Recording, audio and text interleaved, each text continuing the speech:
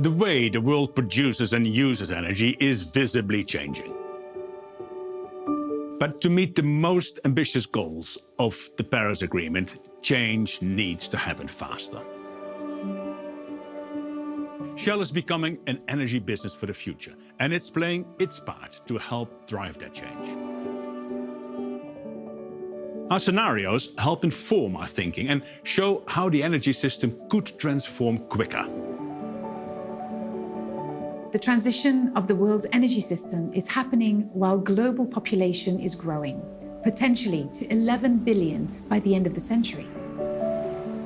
That's more people requiring more energy for a better quality of life.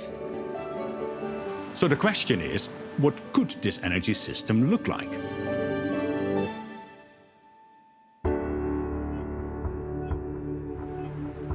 For the global economy to achieve net zero carbon dioxide or CO2 emissions, electricity, primarily from renewables, as well as hydrogen and biofuels, are expected to be important in the future energy system. Shell scenarios explore a range of possible futures to help make better decisions today for tomorrow. Our newest scenarios, Waves, Islands, and Sky 1.5, are all on a path towards net zero CO2 emissions, with energy systems eventually dominated by renewables. But the choices society makes will determine how quickly the world moves towards net zero emissions. In the most ambitious scenario, Sky 1.5, the average global temperature rises above and is then limited to 1.5 degrees Celsius above pre-industrial levels before the end of this century. This requires the entire world to reach net zero CO2 emissions by sometime before 2060. Our scenarios show that leading economies, sectors and companies must act faster for the world to achieve this timeline. And we want to be one of those leading companies, which is why Shell's target is to become a net zero emissions energy business by 2050 or sooner. The Sky 1.5 scenario requires energy efficiency improvements of around 50% across the global economy. But more energy will still be needed to meet demand. So, the emerging system needs to address the economic sectors that consume the most energy. To get from today's energy consumption to a net zero emissions energy system, industry will need to shift towards more electricity, primarily from renewables, as well as hydrogen and bioenergy.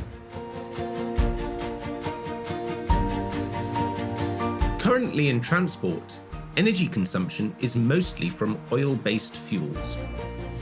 But the use of hydrogen and biofuels will need to grow, as will electricity, mainly from renewables. Today, buildings mostly consume energy from non-renewable sources. In the future, they will require electricity mostly from renewables, with some bioenergy. Deep electrification of the global economy is needed to achieve net zero emissions, which means more than tripling electricity consumption. In power generation, electricity will increasingly come from renewables, primarily wind and solar, as well as some nuclear. Natural gas will continue to play an important role, supporting the transition from coal and compensating for the intermittency of renewables. Commercial production of biofuels from biomass must ramp up, alongside the production and distribution of hydrogen at scale. To achieve Sky 1.5, unavoidable emissions are removed from industrial processes or from the atmosphere using both technology and nature.